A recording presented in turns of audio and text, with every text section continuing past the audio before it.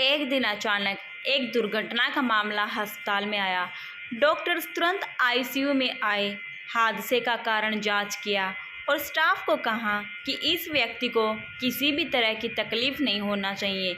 रुपयों की लेन देन के लिए इसके परिवार से बात करनी नहीं करनी। 15 दिन से अस्पताल में रहने के बाद बिल डॉक्टर साहब के टेबल पर आया। डॉक्टर ने पैसे नहीं लिए और कहा, एक भी पैसा इस व्यक्ति के पास से लेना नहीं है। उसने अपने अकाउंट मैनेजर को अपने पास बुलाया। डॉक्टर ने कहा, उस व्यक्ति को मेरे चैम्बर में लाया जाए और साथ में तुम भी आना। उस व्यक्ति को व्हील चेयर में ऑफिस में लाया गया। डॉक्टर साहब ने कहा, भाई परवीन, तुम मुझे पहचान सकते हो क्या?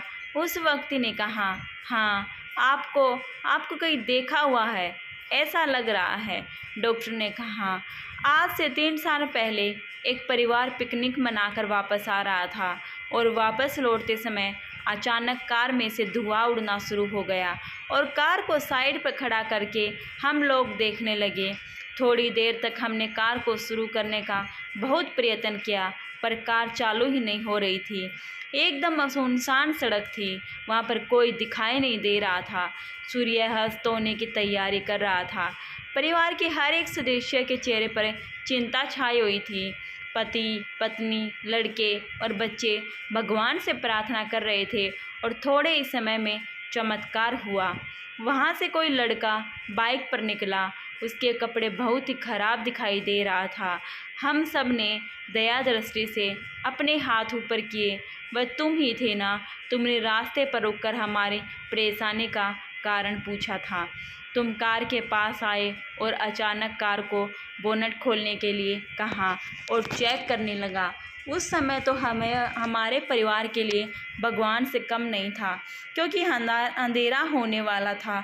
10 मिनट तक कोशिश करने के बाद तुमने हमारी कार को चालू कर दिया और हमारे सबके चेहरे पर आनंद छा गया था। मैंने अपना बटुआ निकाला और पहले कहा, तुम्हारा खूब खूब आभार। कई बार रुपयों से ज़्यादा तो समय की कीमत होती है। तुमने हमारे मुसीबत के समय हमारी मदद की थी और उसकी कीमत मैं रुपयों से नहीं तोड़ सकता हूँ। लेकिन फिर भी मैंने आपको पैसे देने के लिए अपना हाथ बढ़ाया था। उस समय तुमने हाथ जोड़कर मुझे जो शब्द कहे थे उसे मैंने अपनी ज़िंदगी के सिद्धांत बना लिए। तुमने कहा था, मेरे नियम ही मेरे सिद्धांत हैं। मैं किसी भी व्यक्ति से कोई पैसा नहीं लेता हूँ। जो एक समस्या में है, मेरे पैसों का हिसाब ऊपर वाला रखता है। यदि कोई गरीब या मेहनती व्यक्ति अपने सिद्धांतों पर खरा उतर सकता है तो हम क्यों नहीं? मैंने अपने भीतर की आत्मा से सवाल उठाया। तुमने कहा था कि यहाँ से 10 किलोमीटर की दूरी पर मेरा गैराज है। हमारी कार मेरे बाइक के पीछे चलाई और कोई भी रास्ते में तकलीफ़ हो तो मुझे आवाज़ दे दीजिएगा। कौन कहता है मुफ्त में सेवा नहीं मिलती? बात मुफ्त की नहीं है, बात व्यक्तित्व की है। दोस्त, ऐसा हुए 3 साल हो गए हैं पर मैं तुम्हें और तुम्हारे शब्दों को अभी तक नहीं भूला हूँ। एक बात बहुत ही अच्छी तरह से समझने में आ गई कि दिल तो छोटे लोगों के ही होते हैं। उस समय हमारे परेशानियों को देखने के बाद तुम अपनी इच्छा के अनुसार हमारे साथ एक सौदा कर सकते थे, लेकिन तुमने ऐसा नहीं किया। सबसे पहले बिना किसी प्रलोभन के कार को ठीक किया और हमें घर तक पहुंचने के लिए सहायता किया। यह अस्पताल मेरा है, इसलिए तुम यहाँ के मेहमान हो और तुम्हारे पास से रुपए लेने की ज़रूरत नहीं है।